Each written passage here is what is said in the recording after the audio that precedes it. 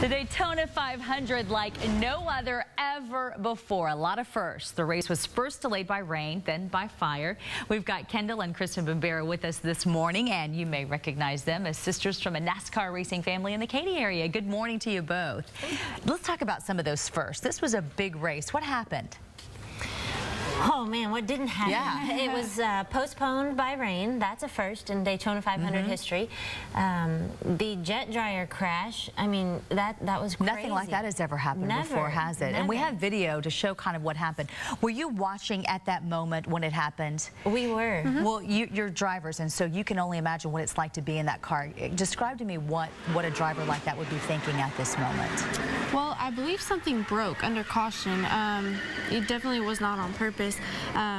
It was under caution because of rain, so the jet dryers were out on the track, drying the track, and I believe something broke because we saw sparks under the car, and he just flew up into the truck.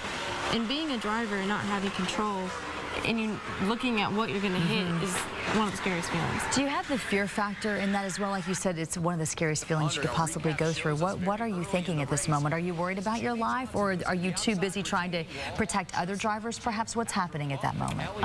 You just kind of tuck your hands in and hope for the best. You can't really, there's nothing you can do. When you look at that video, I mean, it was a very dramatic moment. Let's talk about some of those other firsts that happened. It was the first time that, again, that we talked about, it was postponed and started one day, ended the next. And a first for prime time, I guess, because of all the postponements. It was. To have it start one day and end the next was unbelievable. And then, like you said, prime time right there, 6, 7 o'clock on the East Coast, and everybody could come home and watch it that evening. So it was pretty cool. What about Danica Patrick? What happened with her? I was very disappointed to see that her not to last throughout the whole thing. I got to meet her a few years ago and follow her throughout all of her racing. She's a very talented young lady. She is. She got taken out early. She got caught up in one of the first wrecks on lap 2, I believe. Went to the garage, tried to get the car fixed again, and I believe she finished 38th, and she was 30-something laps down. But it was also a first for her to be in this particular race? First lady in Sprint Cup. Or not, she's not the first one, but it was her first Sprint Cup race. And that has to make you feel good knowing that women are doing so well, because that's the path that you're on. It does. To have a woman in that sport at that level is what we've always dreamed about. So to have someone kind of pave the way for us is pretty awesome. Another first was all the tweeting going on, and in fact, I think you were probably not only watching your TV, but you had your phones right there, and you were getting tweets from some of the race car drivers. Right. When the jet dryer was hit by Juan Pablo Montoya, one of the drivers, Brad Keselowski, actually took a picture from inside his car and put it on Twitter, and so that was a big joke. It was the first in-car tweet. And we're taking a look at one of the tweets that they sent you right there. Right. I mean, that's dramatic to see it right there on the track. And what else was being said at that point? Did people start tweeting at that moment? Oh, he gained so many followers just from that one picture. And then all the other race reporters and announcers were starting to tweet on it and talk about how amazing that was. I don't know how many followers he gained, but so many. And it was pretty cool to see it, you know, as we're just following, you know, to see those pictures from the track. And here's another one that they sent to you.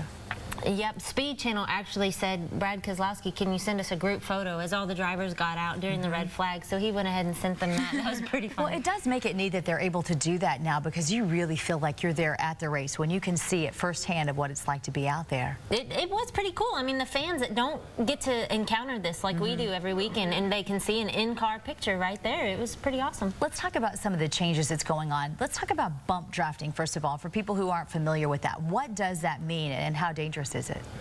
Well, bump drafting is used for aerodynamics to help the cars pass each other. If you have two cars that are trying to fight the wind resistance, it's a lot harder. But if you put both cars together and you go at the same time, then the wind resistance isn't that bad, and you can actually go faster than that single car by itself. And then does this make it more dangerous, though, for everybody, because you've got so many more cars in a pack? Or so you're talking, if you have a wreck, more people could possibly be injured, I would think. What was considered bump drafting last year now is a little bit different this year because of the new aerodynamics on the left side of the car with the shark fin and the new spoiler. The left side, where the drivers would bump draft the most, has become more sensitive, so they can't do it as much as they used to be able to. When you take a look at this video of the car sliding down there, I mean, you've been in this position. What is it like to sit home and watch that and know what it feels like behind that wheel? Does it make you want to be out there? Does it, when you see something like that, are you glad you're not? It makes us want to be out there, but whenever you see a wreck like that and you have to tense up, and that's the scariest thing, is when you know you're about to get hit or hit something, they tell you don't tense up, but if you're going 200 miles an hour, to not tense up is kind of hard. Easier said than done. Well, I'm so glad you ladies are here this morning. Thanks for walking us step by step through it. It's so neat to hear the behind the scenes happenings and what's really going on that track. Good to talk to you both.